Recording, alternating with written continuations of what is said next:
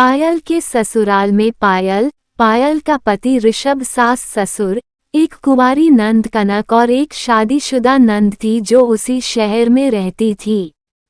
ससुराल में सभी स्वभाव से अच्छे थे। हल्की हल्की ठंड पड़नी शुरू हो चुकी थी। एक दिन जब पायल के ससुर जी बाजार से थैला भरकर गाजर लेकर आए तो पायल ने अंदाजा लगा लिया कि आज जरूर घर में गाजर का हलवा बनेगा। फिर भी अभी नई नई थी तो संकोचवश सास सुनंदा जी से पूछ लिया, मम्मी जी, आज इतनी सारी गाजरें क्यों मंगवाई हैं? अरे बहू, कनक और ऋषभ दोनों को ही गाजर का हलवा बहुत पसंद है। सर्दियां शुरू होती नहीं कि इनकी फरमाइश शुरू हो जाती है। गाजर का हलवा पायल को भी बहुत पसंद था। पायल की मम्मी भी सर्दियां शुरू होते ही गाजर का हलवा जरूर बनाती थी और सबसे पहले कटोरी भरकर पायल को ही देती थी। याद आते ही पायल के चेहरे पर मुस्कान छा गई। बहू, इन गाजरों को अच्छे से धोकर कस लो। हलवा तो मैं बनाऊंगी क्योंकि सबको मेरे हाथों का हलवा ही पसंद है, पायल की सासू माँ बोली। पायल ने गाजरों को धोकर किसना शुरू कर दिया। सासू माँ ने अपने हाथों से गाजर का हलवा बनाया। खुशबू इतनी अच्छी आ रही थी कि सब इंतजार कर रहे थे कब हलवा बनकर तैयार हो। जैसे ही हलवा तैयार हुआ पायल की सासू माँ ने भगवान को भोग लगाया। कनक और ऋषभ किसी छोटे बच्चे की तरह हलवे पर टूट पड़े।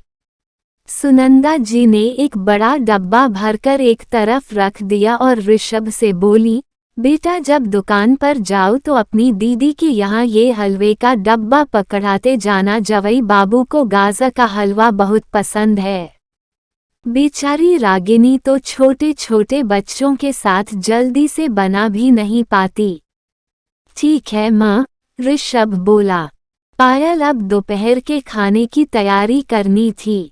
जैसे ही खाना तैयार, टेबल पर खाना सज गया और सभी खाना खाने बैठ गए। पायल सबको खाना परोस रही थी। सब ने जी भर कर खाया और हलवे का डोंगा भी धीरे धीरे खाली होता गया। अंत में जब पायल के खाने की बारी आई तो डोंगे में सिर्फ 2 चम्मच हलवा ही बचा था। पायल को आज अपनी मम्मी की बहुत याद आ रही थी। मम्मी कैसे सबसे पहले उसे ही जी भर कर हलवा खिलाती थी। ये सोचते सोचते पायल का गला भर आया और वो 2 चम्मच हलवा भी पायल के गले से नीचे नहीं उतरा। वो बिना खाए ही डाइनिंग टेबल से उठ गई। सबको यही लग रहा था कि शायद पायल को हलवा खाना पसंद ही नहीं है।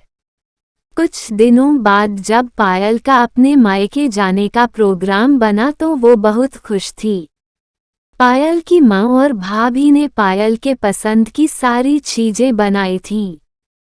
पायल की मम्मी ने उसके लिए खास गाजर का हलवा भी बनाया था, जिसे देखते ही पायल खुश हो गई। लेकिन अगले ही पल उसे अपने ससुराल की याद आ गई, जहां हलवा बनने पर भी उसके हिस्से सिर्फ बचा हुआ 2 चम्मच हलवा ही था।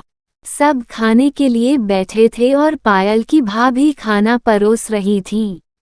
पायल ने अपनी भाभी का हाथ पकड़कर उसे अपने पास बैठाते हुए कहा, भाभी, आप भी हमारे साथ ही खाए। माँ अवाकसी का मुंह देखने लगी। बेटा, तेरी भाभी परोस कर खा लेंगी, तू शुरू तो कर। नहीं मम्मी, ये जरूरी नहीं कि घर की बहू को सबके बाद बचा हुआ ही खाने को मिले। हम सब खुद भी परोस सकते हैं और साथ में खा भी सकते हैं। पायल की बात सुनकर उसकी माँ ने कहा, हाँ बहू, पायल सही बोल रही है। आ तू भी हमारे साथ ही खाना खा ले और अब से हम सब साथ में ही खाएंगे। पायल की आंखों में जो दर्द था वो आज माँ भी समझ रही थी, क्योंकि वो खुद भी तो उस दौर से गुजर चुकी थी। एक बहू से ना तो उसकी पसंद पूछी जाती है और न ही वो संकोचवश बता पाती है। पायल के मन में संतुष्टि थी कि कम से कम अपने मायके में तो वो कुछ बदलाव ला पाए।